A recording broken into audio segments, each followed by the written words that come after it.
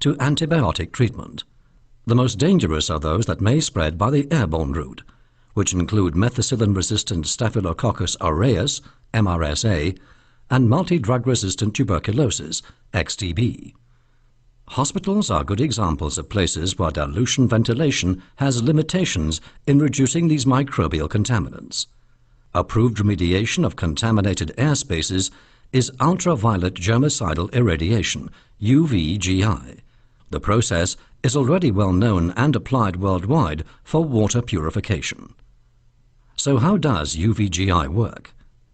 UVGI lamps with an armature will be installed at a safe height in the patient room, where it can perform 24 hours a day.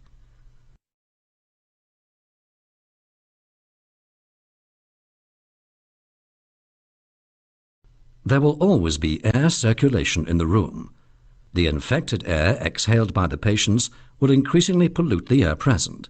When this polluted air flows through a zone radiated by a UVC lamp, the purifying effect will occur, and the existing bacteria, viruses, and other microorganisms will be deactivated.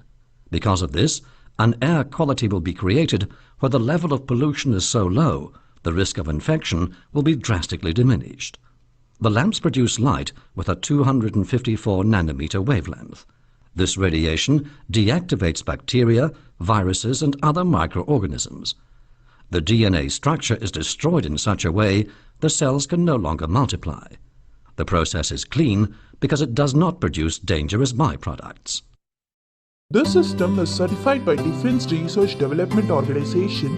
This system can be used in any closed surface with air conditioning and places like shopping malls, theaters, hospitals, IT companies, star hotels, colleges, industries, and indoor stadiums as a disinfectant system.